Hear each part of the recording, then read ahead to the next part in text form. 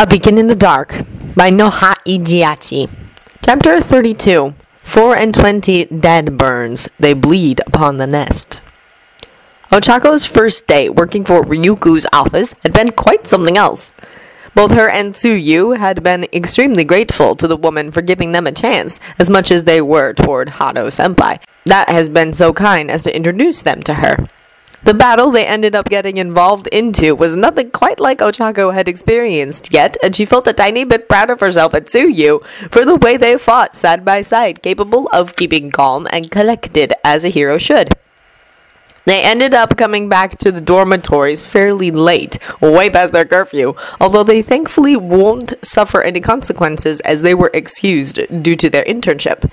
Ochako yawns as they silently step in the communal area, and she blinks, surprised, when she notices Todoroki sitting on one of the couches reading a book. His face was pretty beat up, a bruise on his cheek and some bandages on the bridge of his nose and his chin. He looked up as the door opened, hopeful, and despite the tiny flash of disappointment in his eyes as they entered, he still gave them a brief smile, welcoming them back.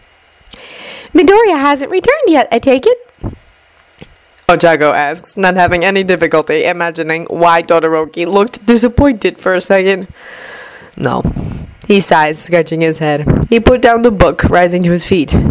Kirishima hasn't come back either. Do you want some tea?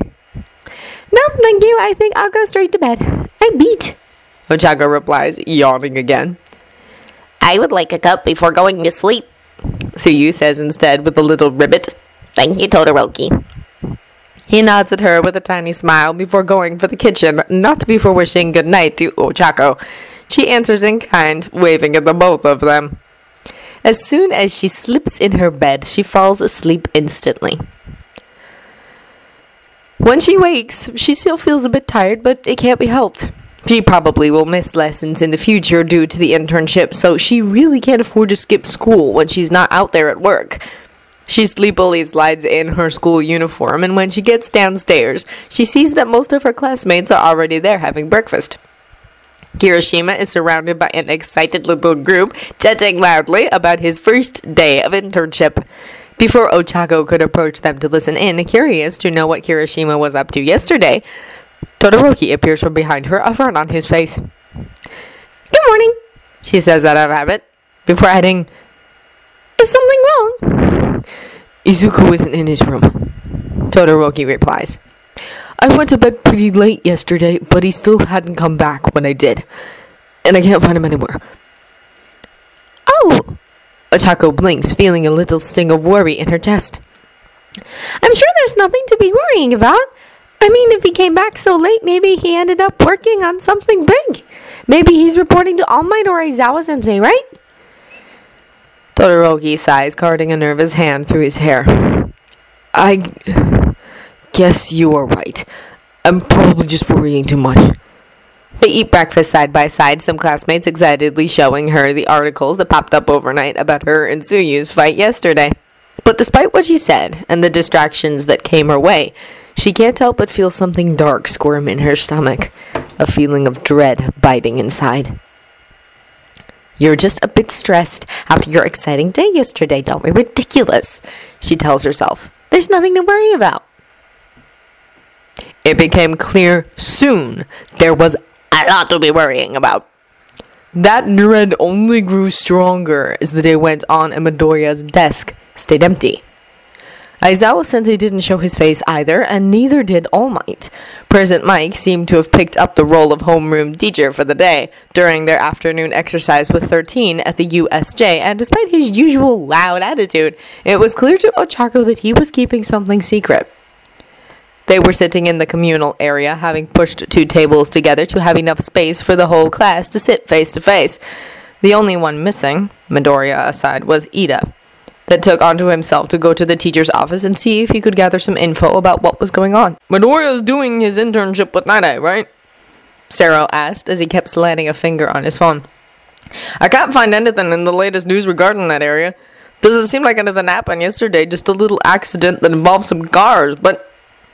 Todoroki, sitting at her side, is looking down at the table, head resting on a nervous fist. He's clearly tense, strained, his shoulders a harsh line, fingers drumming restlessly against the wood.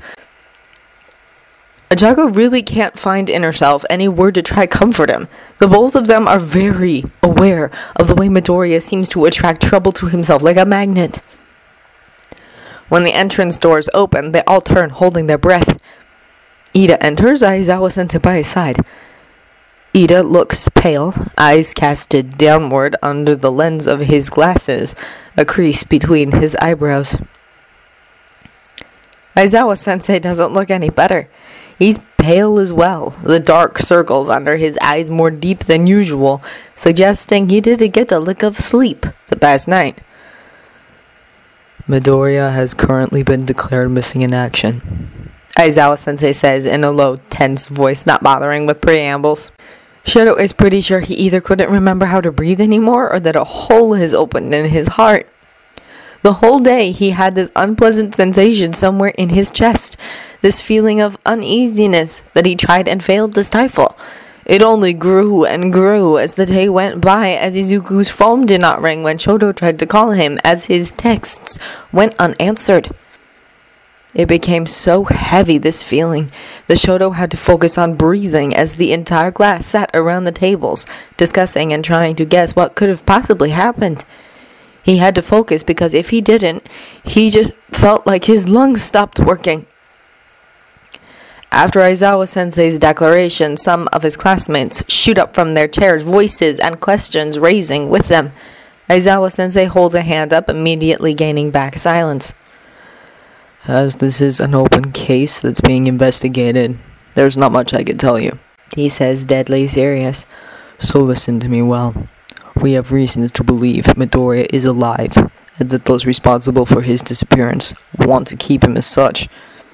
For the time being, we are sure no harm will come to him, and various pro offices are collaborating with the police to find and rescue him as quickly as we can. Aizawa-sensei takes a moment, his voice turning a bit softer. I know it is frustrating, but this is all I'm allowed to tell you.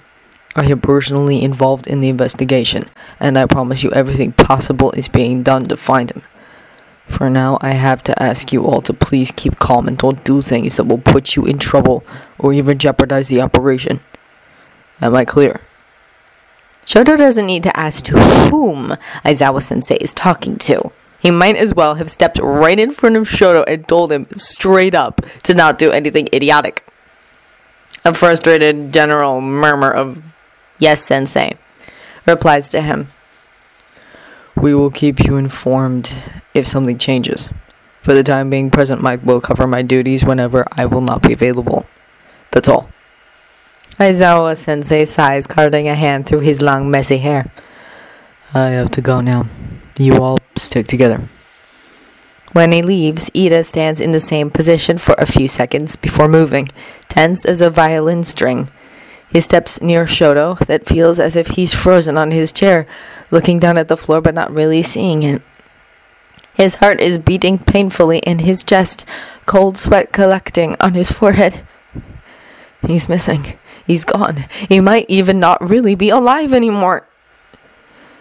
Ida's hand softly lands on Shoto's shoulder, snapping him out of the terrifying train of thought that was filling his head with a heavy, murky feeling.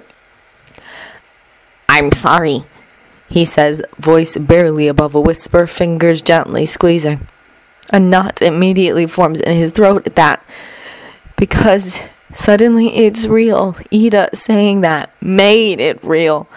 And as Uraraka sat back down by his side, circling him in a tight hug, her face pressing against his shoulder, all Shoto could do was to stay there, silent, a shocked buzz filling his mind.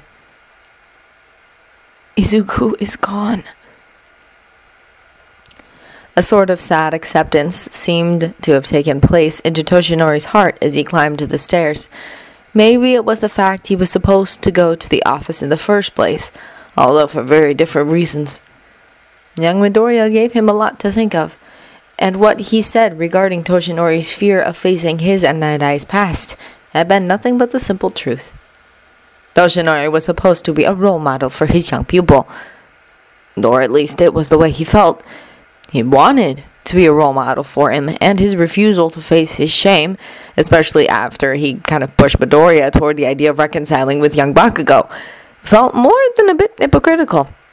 That's why, during the morning, after watching Midoriya and Mirio walk away side by side, the both of them directed to Night Eye's office, he forced himself to find the courage to pick up his phone and send a message. It was still the giant chicken and Art in the end. He could have called, but at least sending a text was a small step forward. Much better than nothing. Night Eye answers had been clinical, as usual, but he accepted Toshinori's offer to come by his office the day to follow. He spent most of Sunday squaring himself at the thought, and by evening he felt almost ready to face Night Eye the day to come. And then the call came in. When he knocked on the door, a young woman opened to him, her face grim. Toshinori knew her, although they've never met before. She was Bubble Girl, one of Night Eye's sidekicks. Mr. All Might, she rushes to say, her eyes widening in recognition. Oh, welcome. Please come this way. Sir is in his office, she adds, sounding halfway between tenseness at having met him and sadness for what was happening. Thank you, he replies in a low voice, following the woman down a corridor. When he enters, the first thing he notices is young Mirio, still in his costume, sitting at a desk, elbows resting on it, fingers crossed. His expression had nothing of the sunny, joyful vibe he seems to usually emanate, eyebrows scrunched, eyes dark. For what little he's been told on the phone, it's not hard to imagine why the young man looks so upset. It stings at Toshinori's heart to see such an expression on him. Right after, Toshinori's eyes found Night Eye's other sidekick, Centipeter, also looking contrite, although it's not very easy to recognize emotions on his bug-like features. And then Night Eye himself, standing near Centipeter. He looks up when Toshinori enters, and despite the fact that his serious features haven't changed a bit since he last saw him, the pain is clear in his eyes. He walks up to him as Bubble Girl steps away, giving them space. All Might, he says, voice low. I'm truly sorry for what happened. I should have looked at him before sending him for the patrol. He immediately falls silent when Toshinori puts a careful hand on his shoulder, meeting his eyes. Night Eye, you don't have to justify yourself. This is not your fault, Toshinori murmurs. We all know the risks of this job. Young Midoriya, he's accustomed already to the sorts of dangers that this life offers. He's by all means and purposes a semi-pro right now. You want men to hold his hand all the time. Do not blame yourself. Night Eye releases a little shuddering breath, closing his eyes for a moment. He seems to compose himself back, squaring his shoulders. With a nod, the both of them move silently toward the desk where young Mirio is sitting. The young man looks up, his mouth a thin, unhappy line, eyes slightly wet. He opens his mouth as if he wants to apologize, but then says nothing, shaking his head to himself as he shuffles a bit to give them space to sit in front of the computer. Thanks to Midoriya's phone signals, we managed to pinpoint his last position and recover it, along with his belt and support items from down the sewers. Night Eye explains practical, opening a folder on his laptop. From what I gather, Midoriya must have activated the vocal recording app. The phone was busted, but we managed to save most of the files. The only file with today's date is the audio he recorded. He clicked play, and they silently listened in. The audio was scratchy and unclear, at times too muffled to make out proper words, but the gist of it was pretty clear. Young Midoriya was purposefully taken away. It was unsettling having to listen in to the cold words of the Yakuza gang surrounding the boy, having to listen as he lied through his teeth regarding his support items. Smart boy, doing anything he could to keep his enemies in the dark as much as possible. The recording stopped with a loud crash after the kidnappers must have thrown the phone away. Mirio recognized one of the voices, Night Eye says after the audio stops. It was Chisaki, the head of the clan that calls themselves 8 Precepts of Death. I have reason to believe the others might have been some of the men that he closely works with. This Eri they spoke about, Toshinori asks, careful, and Night-Eye immediately fills in him into the details of the case, Mirio silent and still by his side. It is quite a curious reason. Night-Eye comments after a moment of silence as Toshinori let all the info fully sink into him. To kidnap the boy, I mean. But at the same time, I can understand. What Midoriya told me yesterday about that little girl. He said that the pain she carries goes beyond anything he's ever felt. If she's so desperate, it's not hard to imagine meeting someone that immediately picked up on her terror and tried his best to help might have left a strong impression on her. Strong enough to make her want to rebel. And we add this to what these men might perceive as a weakness. Toshinori murmurs, a hand on his chin. They know he's just a young student, and if they think Midoriya is completely blind and thus defenseless, they probably assumed it'd be relatively risk-free to take him away and bring him to her as a mean to keep the girl calm. But still, why go to such lengths to keep Eri under control? Why purposefully antagonize us? They must be aware we'd do anything to find him. I guess this is what we'll have to find out. Night-Eye replies, massaging his forehead. It's clear that the girl is an important piece of some sort to them. I don't want to delude ourselves, but I have hopes this means that Midoriya will be safe for the time being. If their intention is to use him as a means to keep the child calm, they'd have no reason to kill him. That is, unless the boy tries to rebel. Centipeter says, quiet and forlorn. He won't. Young Mirio suddenly intervenes. Rough. Young Midoriya is smart. He won't act recklessly. I'm sure he's thinking of a way to free both himself and Eri as we speak. But still. His voice breaks a bit as his Adam's apple bobs. We can't just sit on our hands and wait for him to rescue himself. We have to do something. It's almost moving how much trust he has in young Midoriya after having known him for such a short time. Toshinori searches his face, the clear frustration in his eyes, and then Mirio turns, meeting Toshinori's. I'm sorry, he murmurs, pained. This is my fault. I couldn't do anything to help Eri yesterday, and today I failed to notice in time that Midoriya wasn't with me anymore. The responsibility falls square on my shoulders. Don't say that, Toshinori replies, gentle. Things happen, my boy. We can try our best, but there's only so much we can control. Please do not let this break your spirit. I'm sure young Midoriya wouldn't blame you either. Mirio sighs, taking his eyes away. He looks unconvinced, but he does not protest. Night-Eye squeezes his shoulder once before talking again. I am already working with Ryuko and Fat Gum on this case, along with the police. They've already been informed about the situation. We will group up tomorrow morning first thing and discuss how to move from now on. We should probably get Aizawa into this too, Toshinori replies, pensive. His talents will be of great help, and young Midoriya is a student of his. He will need to be informed either way. Night-Eye nods, rising from his seat. I'm truly sorry I had to call you in so late, but I thought you needed to be informed straight away, he says, voice low, adjusting his glasses. I can have you escorted back if you need it, or you can stay the night if you prefer. I'll think about it. In the meantime, can we talk privately? Toshinori asks, careful. Night-Eye seems to take a moment before nodding. Centipeter, could you please drive Mirio back to UA for today? He says, turning toward him. Centipeter nods, silent, before putting a gentle hand on Mirio's shoulder. The young man rose back to his feet, head hanging low, still wearing a contrite expression. He follows without protest, a testament to the kind of discipline Night-Eye must have instilled in him. Bubble Girl makes herself scarce too, clearly giving them some privacy. It's truly unfortunate we had to meet earlier than scheduled because of this. Night-Eye comments, voice low, after a long silence. He adjusted his glasses again, a familiar nervous gesture. I was pleasantly surprised when you contacted me this morning. If I can ask, why this sudden change of mind? Young Midoriya might have scolded me a bit, Toshinori confesses softly. And he had a point, so I thought that as his mentor I should set the example. I think you can understand. Of course. A little sad smile flashes on Night Eye's lips.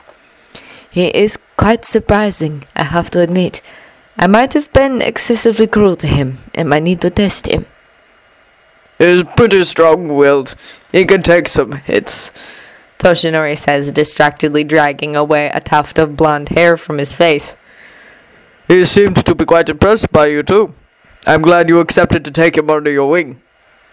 At that, Night Eye's expression shifted into a darker one as he shook his head. And yet, I failed him.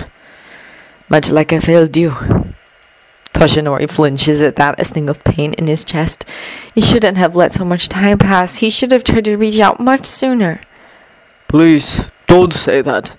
You didn't do anything wrong. He replies. If only it was me that made mistakes. I should have listened to you more. I should have been less stubborn. They look at each other, a heavy silence falling on them that gets dispersed when they both sigh in unison. Maybe I should go brew some coffee, Night Eye says, and there's a small note of affection in his serious tone. I have the feeling we might talk for a long time. Ochako stopped midway through the stairwell, surprised. She followed Todoroki when she saw him take the stairs in the dormitories, reflecting about how she should approach him. She didn't want him to be alone, but Todoroki was trying his best to distance himself from everyone. He went through a sort of involution the past couple of days, reverting back to his old, cold self. The reason was obvious, but Ochako didn't want to give up.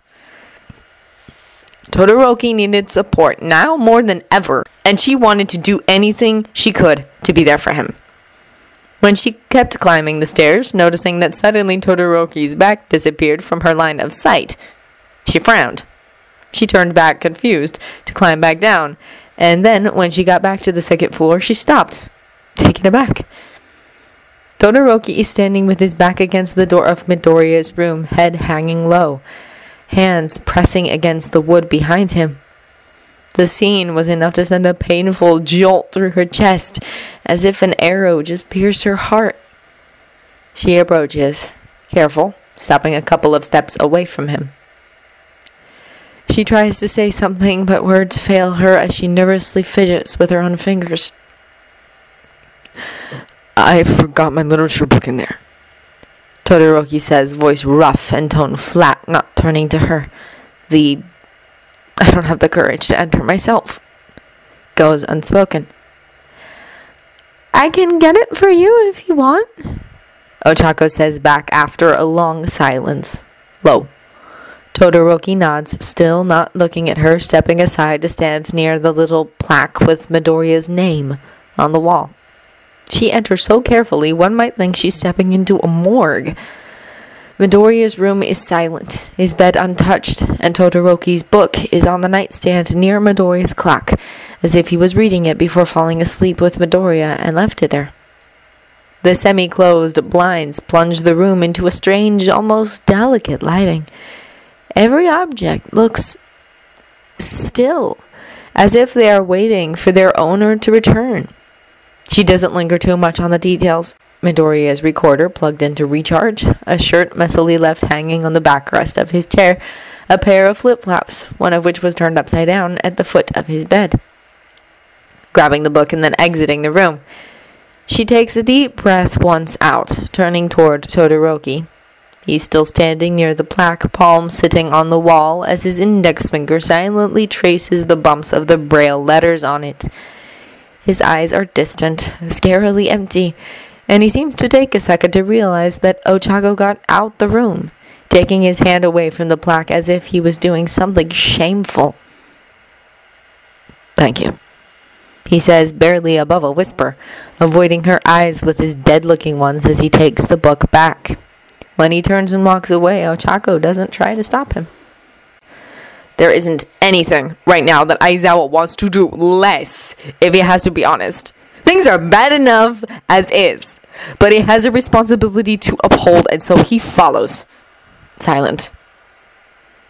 They all had to face the music at some point.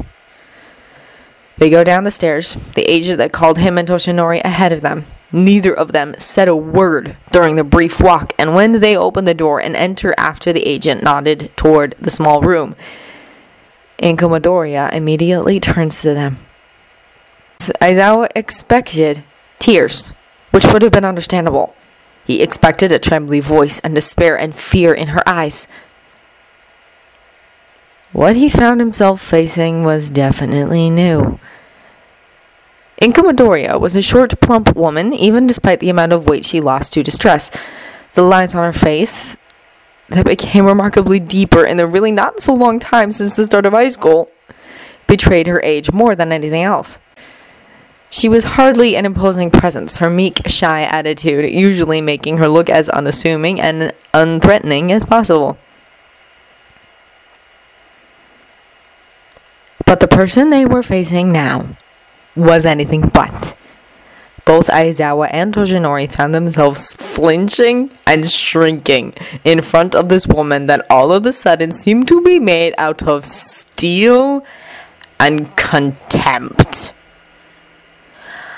I don't want to hear any more excuses or bullshit about classified information and whatnot, she says, voice flat.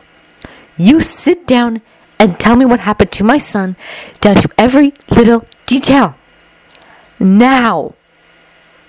They exchange a little look, the both of them looking like chastised children as they obey, sitting down at the table in front of her as she keeps a piercing gaze pointed at them. They don't waste time, filling her in with everything they found out so far. She doesn't interrupt, nor asks anything. Her fingers crossed on the table just stares as Aizawa and Toshinori give her an almost clinical version of the facts, bouncing details on each other every now and then. After they are finally done, a heavy silence falls in the room. It's hard to decipher what's going on in her dark green eyes. She finally uncurls her fingers, palms down on the steel table as she lays against the backrest of her seat with a sigh. I guess not much could have been done to prevent this from happening. Huh, she comments, voice low and forlorn. In front of their flabbergasted silence, she adds, Oh, don't make that face now.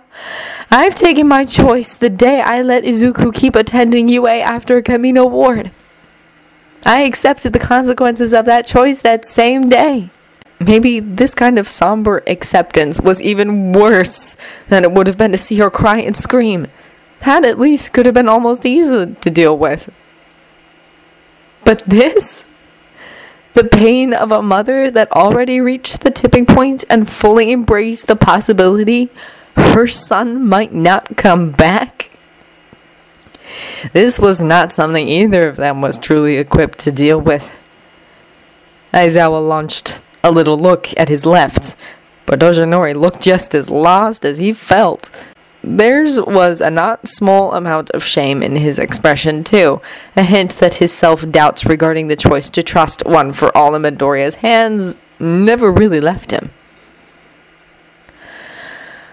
I only ask one thing of you, Inko adds, voice low, as a thin sheen of tears glints in her eyes. But they do not spill. Promise me you will do anything you can to find him.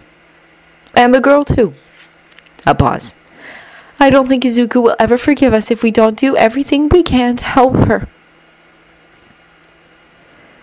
This feeling was all too familiar. Things moved so fast that despite the fact that it hasn't technically happened so long ago, the memory felt distant and yet painfully familiar. Tanya remembers very well how distressing it felt to watch Midoriya break down in pieces before their end-of-term exams. How powerless he had been, unable to help his friend as he watched over him along with Uraraka and Todoroki. How scary it had been to watch someone you care for becoming a shadow, an empty husk under the weight of a truth they weren't ready to deal with. How enraging his own inability to reach over and offer a helping hand to a friend that tried to do the same for him had been. It was not the kind of experience he'd like to live once more, and yet here they were.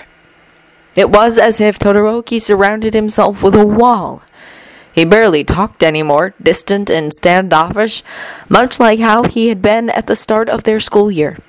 Only now everyone knew it was but a facade, a way for him to try to protect himself from something that was clearly cutting deep into his soul.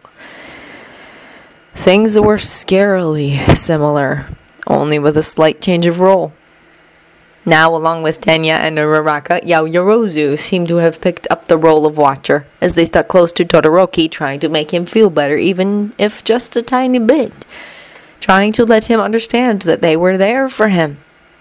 It wasn't easy, and sometimes Todoroki would give in, silently leaning into the friendly touches, but most of the time, it was clear he preferred to keep up his shield. Sometimes he'd open his mouth as if he wanted to say something, but nothing ever came out. They all tried repeatedly to coax the words out of him. It would surely help and release some stress if he spoke about his worries to them. But that seemed something that Todoroki was adamantly keeping close to his chest. Whatever he was feeling as the hours and then days started to trickle by painfully slowly, and they received no news about Midoriya's status, stayed a secret. Sometimes he'd stare out the windows, tense, and Tenya had the distinct impression that if they didn't make a point in calling his attention and grounding him, Todoroki might just as had to walk out and search for Midoriya himself. Consequences be damned. One time, Tenya even reminded him with a soft whisper of what happened with Stain, openly told him there was nothing he could really do, and the burning mix of pain and anger and reproach that flashed into Todoroki's mismatched eyes at that stirred a deep, sedated shame into Tenya's stomach. Still, Todoroki turned away from the door, the tenseness leaving his shoulders. Not that the helpless expression that took place on his face hurt any less. Aizawa-sensei pretty much disappeared, and President Mike was doing a stellar job of keeping things running smoothly. But the lack of the familiar presence of their homeroom teacher, a trusted, firm figure in their lives, became heavier and heavier as time went by. They all tried to keep their days running as normal as possible, but the weight of doubt would constantly hang over them like a sword, suspended just barely by a thread. They were all pretty much slowly descending into a sort of frenzied need for infos that could never be found through traditional medias, and no one directly involved with the investigation would tell them anything regarding how the search for Midoriya was going. Tensions were running high, little quarrels exploding every now and then, a sign of just how tense they all were. They usually did a good job of keeping things calm, despite the vast array of colorful characters in their class, despite the fact Bakugo was a part of their class with his innate ability to antagonize anything that had a pulse. Mark day 5 of Midoriya's disappearance, things just kept rolling downhill. They were all sitting in the communal area after dinner, some at the tables, other on the couches, silent, doing their homework. Todoroki was sitting near the armrest of one of the couches, rolled onto himself with his knees collected against his chest, pale and tired and looking like the world at large slighted him.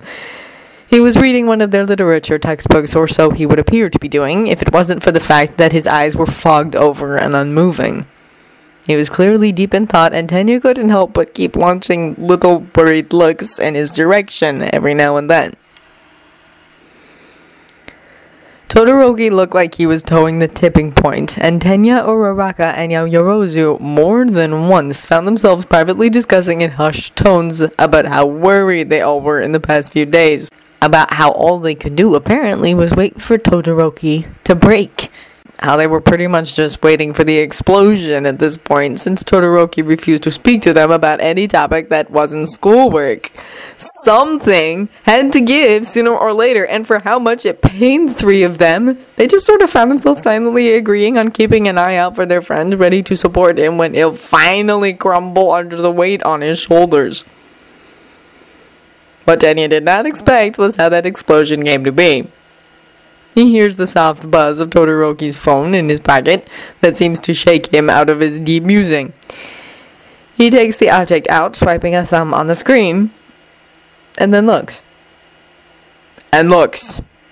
Tenya hadn't realized he'd been staring, holding his breath, until the expression on Todoroki's face turned from that blank cold one to absolute rage in a matter of a second. He let the book drop, shooting on his feet, surprising and scaring most of their classmates, and before any of them had even the time to ask what happened, Todoroki launches his phone against the wall with enough strength to make it pretty much explode with a loud crashing noise, turning into pieces upon making contact with the wall, leaving behind a smudged dent against the pristine white. He runs out the dormitory without even bothering to put some shoes, incredibly quick, just as they started to rise from their seats at the sudden gesture. Todoroki! Tenya yells after him, worried, running toward the entrance that his friend left wide open. He hastily put on his shoes, but by the time he managed to run out, Todoroki had already disappeared, God only knew where. Cursing under his breath, something he only found himself doing in truly desperate times, Tenya stepped back into the dormitory. Uraraka looks up at him, pale, eyes wide as tears pooled into them. Yaoyorozu was kneeling on the floor, putting back together Todoroki's phone the best she could. The backplate broke into 2 pieces, and the screen had pretty much turned into a web of cracks. She snapped the battery back into place and tried to turn it on, but the screen only flashed for a second before the phone died again. Most of the class was surrounding them, all of them worriedly hoping to see what made Todoroki snap like that. Because in everyone's mind, surely there could be only one reason Todoroki would suddenly lose his composure, and Tenya forced himself not to even think about the possibility, pushed the thought back far into the depths of his mind, because there was no way. Midoriya was unbreakable. He went through so much and yet always managed to emerge victorious. Midoriya was going to be okay. He had to. Yaoyorozu shook her head with a sigh, finally looking up with a worried, twisted frown on her face. The phone's totally busted. I don't think we'll be able to turn it on at all, she says, rough. Ida, I'll go to teacher's office right away. Tenya replies, voice cracking a bit on the way out. Some of you should probably try to search for Todoroki. Uraraka angrily wipes the tears away from her eyes, features twisting in determination. I'll go. Toshinori froze, surprised. He came back to UA upon Aizawa's request. Toshinori had only played a minor role in the investigation so far, almost a counselor of sorts, since he had technically retired from the scenes. Aizawa asked him to accompany young Todoroki and Bakugo at their lesson tomorrow, along with Yamada. It was mostly an excuse to send Toshinori back to his accommodation and have him sleep, and Toshinori knew it, but he still accepted.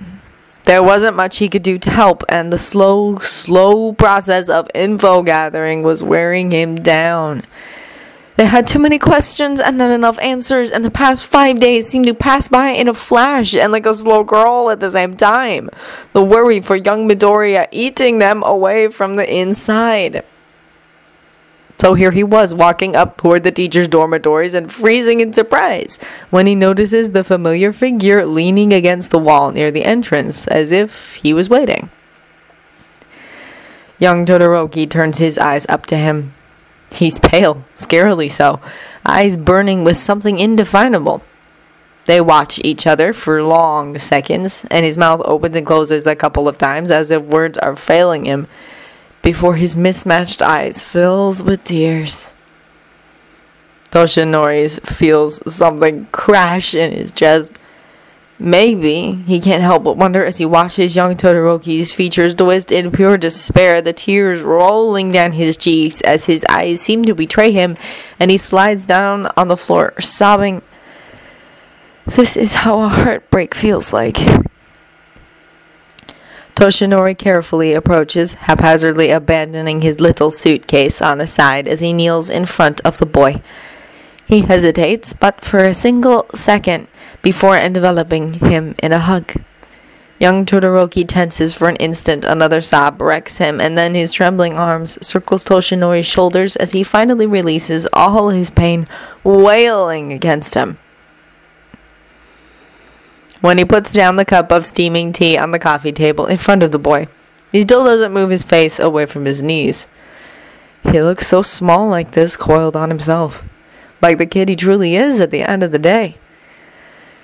Toshinori feels the need to put a gentle hand on his head, to cart his fingers through the mismatched hair, as he can so easily do with young Midoriya. But Todoroki is not his young pupil. Despite the fact he clearly came to him for help, the boy hasn't spoke a single word ever since the sobs shaking him finally subsided, nor when Toshinori gently helped him stand and guided him inside to sit on the couch in his own apartment. So he refrains. He has the feeling the long hug they shared as Todoroki cried his heart out was all Toshinori could ask of him for the moment. So he sat by his side, leaving just enough space not to brush against him whilst making him feel that he was close, that he was not alone in this. I wish to be able to bring you good news, but I'm afraid not much has changed so far. Toshinori murmurs when it became clear Todoroki will not speak on his own. I'm truly sorry. The only answers he received is a little sniff. The silence ticks by as slowly the steam stops rising from the cup that Todoroki has yet to touch. I shouldn't have come here. The boy finally murmurs, voice rough and muffled. Please don't say that. Toshinori immediately replies, concerned. I will be glad to help in any way I can, my boy. You know that. Yes, Todoroki murmurs, finally raising his head a bit. Under his messy bangs, his eyes look bloodshot and still wet. He looks angry. That's the whole point. You would immolate yourself if it meant you could help. Toshinori blinks, confused. It's clear this is a conversation he's not fully equipped to deal with. Of course, young Todoroki is extremely upset by the disappearance of Midoriya, but there's something more here. Something Toshinori is not aware of. I'm admittedly a bit lost here. He decides to opt for honesty. Just anything you need, you can tell me. I'm here for all of you students. Slowly, the boy turns to him, his mouth turning in a way that suggests he's just about to start crying again. But he doesn't. I completely lost my control, He murmurs, pained. I was already running thin with Izuku being... His voice breaks a bit and he closes his eyes, taking a deep, trembly breath before continuing. And then, of course, he had to have the worst timing in the world and tell me that he wants to come attend my lesson tomorrow. Who? My father. At that, the boy's eyes shift away, his frown deepening.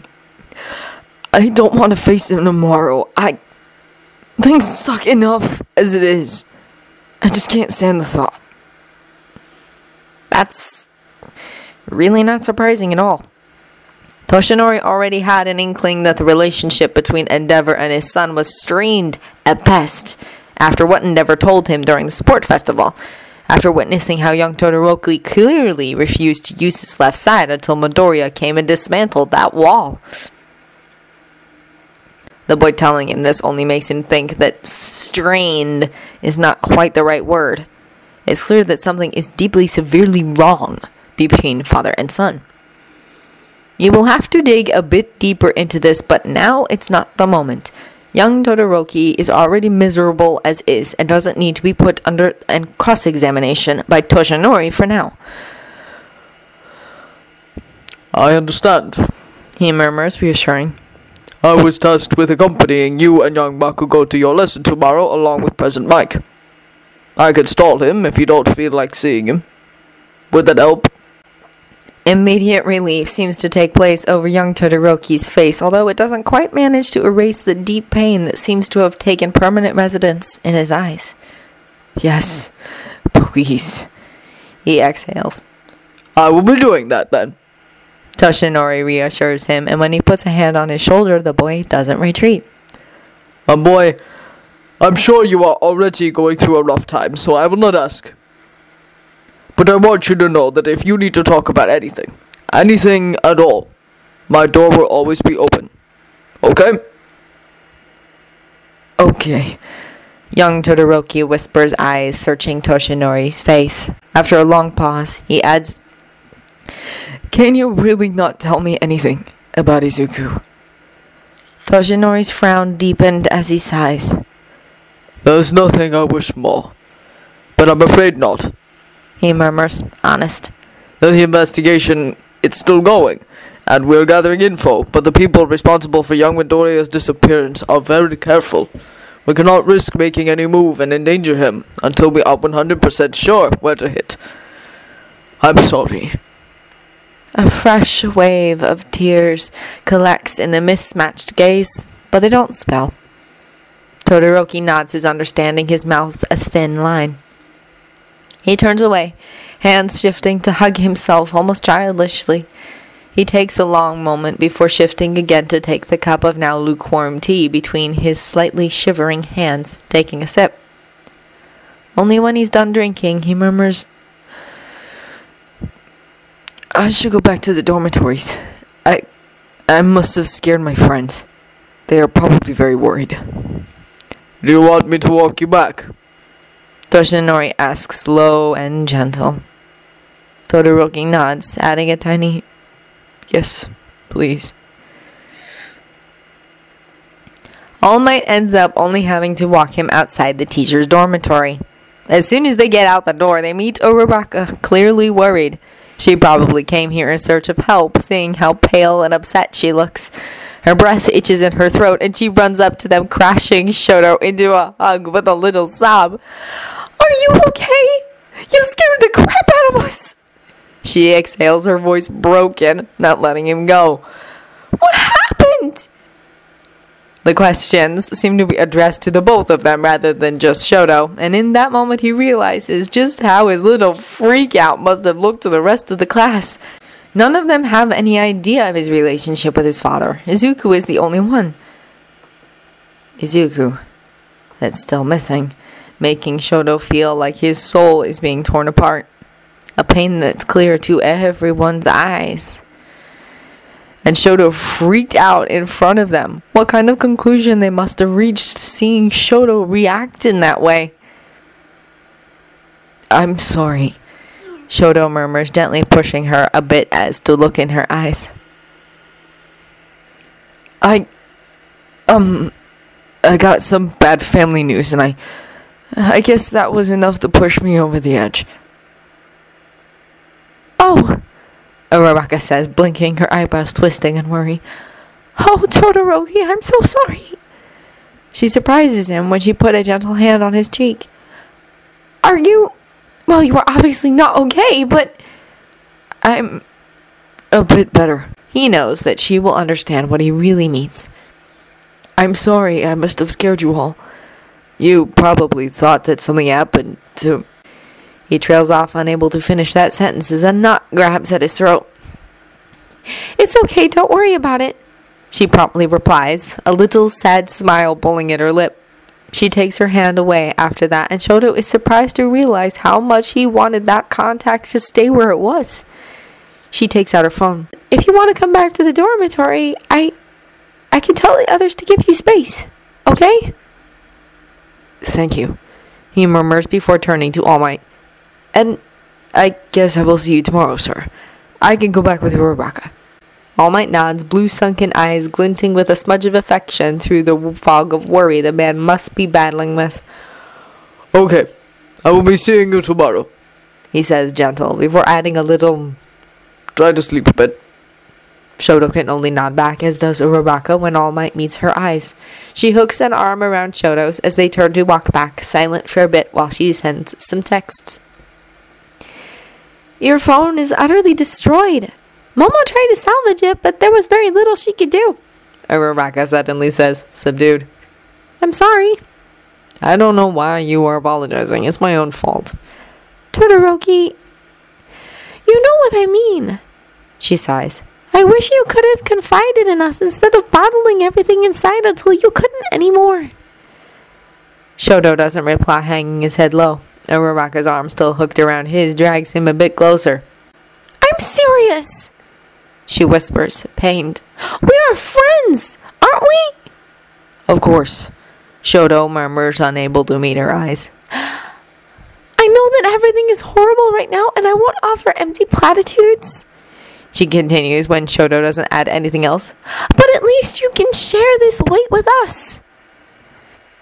The words arrived like a punch in the chest, cutting his breath off for a moment. His traitorous brain whispered to him a pale imitation of Izuku's voice.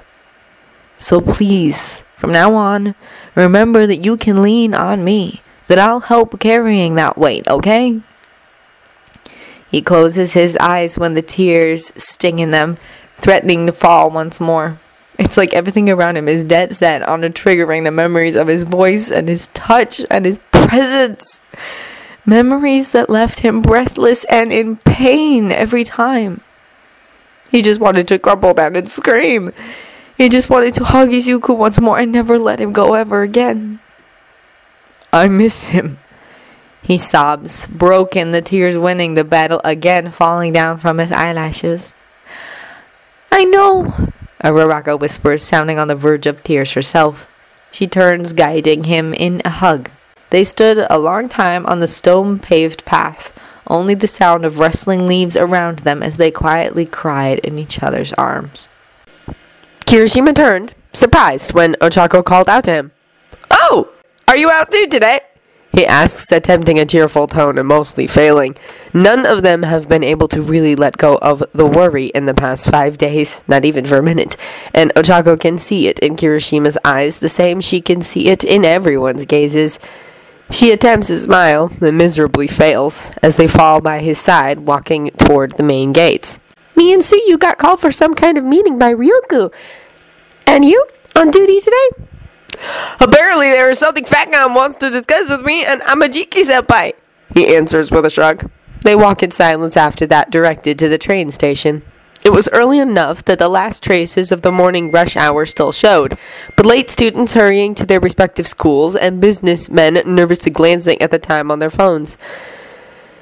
Ochako blinks, surprised, when Kirishima hops on the same train as them. I thought Fatcom's office was in Kansai, she asks, curious. He told me we were meeting at, a police station? Wait, I don't remember the address. He fishes the phone out of his bag, reading the address to her. Ochako turns to Tsuyu with big eyes that tilts her head on the side. That's the same place we are going, Tsuyu says with a little croak. What? No way, Kirishima replies, blinking. Maybe, could it be that Fatcom and Ryuku are working at the same case? He told me he was collaborating with other pros on something. Ryuko told us we might be able to work on a special case, Tsuyu continues. She never explained exactly what. This might be it.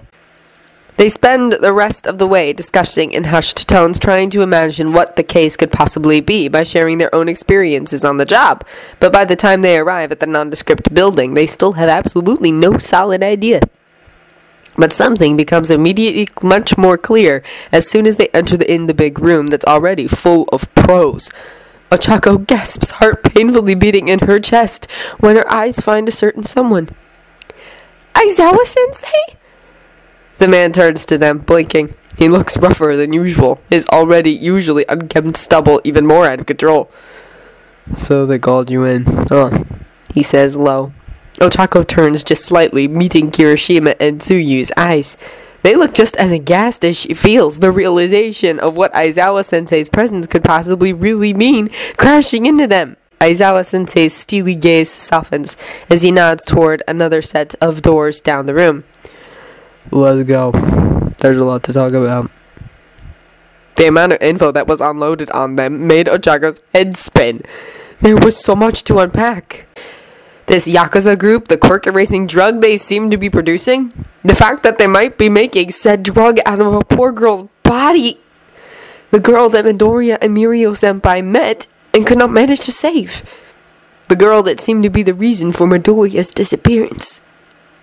It was sickening, the thought that people out there were capable of such cold, heinous acts, to torture and use a poor child for their own gain. Was it any wonder that Midoriya had been so desperate to help her that he went along with his kidnappers without even putting up a fight? She felt like crying as Night Eye played the recording for them, at the steel in Midoriya's voice as he fed lies to their enemy and the coldness in Chisaki's.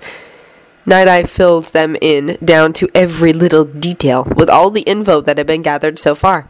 Sitting at the desk closer to him, Mirio-senpai never looked up from it, not even once, his expression a mask of barely contained anger. It was unsettling seeing such a controlled fury on his face after Ochako witnessed firsthand his usually joyful attitude. We have reasons to believe both Eri and Midoriya are still kept in a secret dungeon under the mansion, but couldn't confirm it for a while, Night-Eye says, putting up a detailed map on the whiteboard with a projector. We have been closely observing every movement around it, and not even once the girl has been seen. Midoriya pinpointed her position in this room. He zoomed in. The day before he got kidnapped. And if they wanted to take him to her, we assumed he could only be there too. He takes a moment adjusting the glasses on his nose. With a bit of luck, I was capable of looking into the future of one of the men working for Chisaki last evening, he says, voice low. And I witnessed him bringing some food to Eri in her room. I saw a glimpse of Midoriya too. A pause. At this point, I think we have enough information to make our move. With every day that passes, the risk that they might decide to get rid of Midoriya grows stronger. We must act now. We agree that we cannot wait anymore. The man that introduced himself as Rocklock intervened, severe. But is it a good idea to involve the students? From what I gather, they have personal stakes in this, don't they? Exactly because of that, we must give them a chance to fight. Fat Gum intervenes heated. Kirishima has shown me more than once that he has the right attitude, and from what Ryuko told me of her 2 interns, these young girls also have what it takes to help carry out a plan. Not to mention how uplifting it will be for Midoriya to have his friends there after days of being held captive. I have no doubt these young heroes will be a great addition to the operation. I do not agree, but I guess the decision is not between my hands. Rocklock replies much calmer with a little sigh. What if we... Whatever he's about to say gets interrupted when a police agent barges into the room, panting.